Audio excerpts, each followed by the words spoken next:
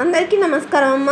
ఈరోజు మనం తెలుసుకున్న అంశం ఏంటంటే 6వ తరగతి తెలుగులో 9వ పాఠ్యాంశమైన ధర్మ నిర్ణయం అనే పాఠ్యాంశానికి సంబంధించి టోటల్ టెక్స్ట్ బుక్లో ఉన్న గ్రామర్ని చూద్దాం.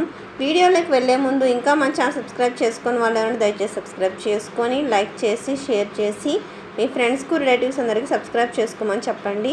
నా ఛానల్ని సబ్స్క్రైబ్ చేసుకొని ప్రత్యక్షంగా పరోక్షంగా సపోర్ట్ చేస్తున్న వాళ్ళందరికీ పేరు పేరున ప్రత్యేకమైన హృదయపూర్వక ధన్యవాదాలు. ఇంకా ఆలస్యం చేయకుండా వీడియోలోకి వెళ్ళిపోదాం.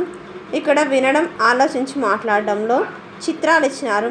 మొదటి చిత్రంలో నన్ను చంపకు, నా బిడ్డకు పాలిచ్చొస్తా అంది ఎవరు? జింక.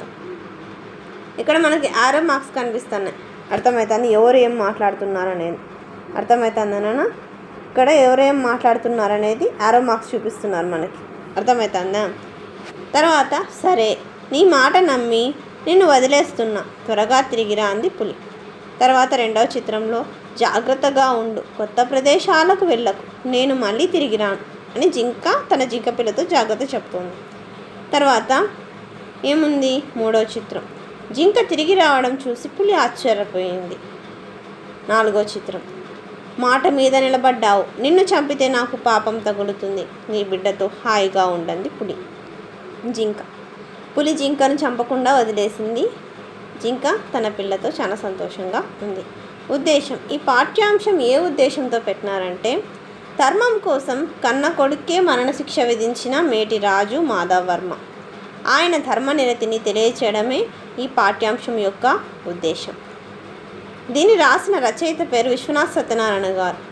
ఆంధ్ర ప్రసక్తి కనకదుర్గ ఆలయ స్థలం హత్యం పాఠానికి ఆధారం.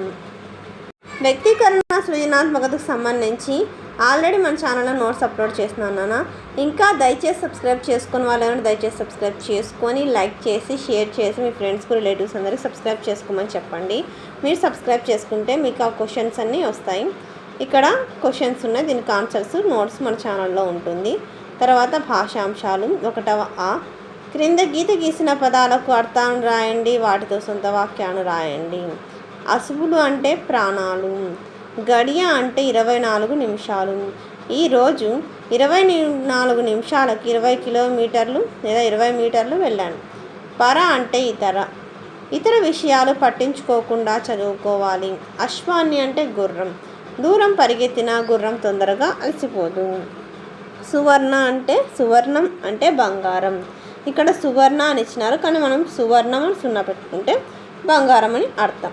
బంగారం ధర నానాటికి పెరిగిపోతుంది. తర్వాత క్రింది వాక్యాలలో సమానార్థక పదాలు, పర్యాయ పదాలు వెతికి రాయండి. గుర్రం, అశ్వం, హయం. సూర్యుడు, ఆదిత్యుడు, రవి. శిఖరం, కొండ, పర్వతం. ఈ ప్రకృతి వికృతులు. రథం, అరథం, కుమారుడు, కొమరుడు, ఆజ్ఞ, ఆన. క్రింది వ్యతిరేకార్థక పదాలతో ఖాళీలను పూరించండి. ఉదయిస్తాడు అంటే అస్తమిస్తాడు, అన్యాయం అంటే న్యాయం, సుఖం అంటే దుఃఖం, సామాన్య అంటే అసామాన్యం. తర్వాత వ్యాకరణాంశాల్లో ఎప్పుడే కానీ సంఖ్య వచ్చిందంటే ద్విగు సమాసం అని గుర్తుపెట్టుకోండి. అర్థమవుతుందన్నా? ఇక్కడ చూడండి, చతుర్వేదాలు. అంటే 4 వేదాలు. ఇక్కడ సంఖ్య వచ్చింది కాబట్టి ద్విగు సమాసం. తర్వాత నవధాన్యాలు. నవ అంటే 9 రకాలైన ధాన్యాలు, ఇది ద్విగు సమాసం.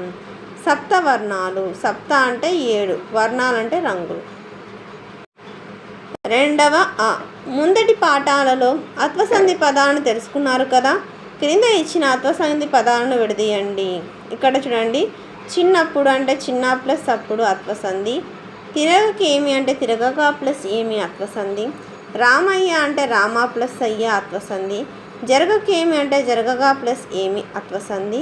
రామక్క అంటే రామ ప్లస్ అక్క అత్వసంధి. సీతమ్మ అంటే సీత ప్లస్ అమ్మ అత్వసంధి. తర్వాత 1వ క్రింది సంధి పదాలను కలిపి రాయండి. రవ్వంత, రవ్వ ప్లస్ అంత అత్వసంధి. చింతాకు, చింత ప్లస్ ఆకు అత్వసంధి. వెంకప్ప, వెంక ప్లస్ అప్ప అత్వసంధి. తర్వాత సంయుక్త అక్షరాలు. ఇవన్నీ జాగ్రత్తగా స్క్రీన్ షాట్ తీసుకోండి. అందరికీ ధన్యవాదాలమ్మా. ఇంకా మన ఛానల్ సబ్స్క్రైబ్ చేసుకొని వాళ్ళు ఎవరైనా దయచేసి సబ్స్క్రైబ్ చేసుకొని లైక్ చేసి షేర్ చేసి మీ ఫ్రెండ్స్కు రిలేటివ్స్ అందరూ సబ్స్క్రైబ్ చేసుకోమని చెప్పండి. నా ఛానల్ని సబ్స్క్రైబ్ చేసుకొని ప్రత్యక్షంగా పరోక్షంగా సపోర్ట్ చేస్తున్న వాళ్ళందరికీ పేరు పేరున ప్రత్యేకమైన హృదయపూర్వక ధన్యవాదాలు. అందరికీ ధన్యవాదాలు. చేసి వీడియోని మాత్రం స్కిప్ చేయొద్దు.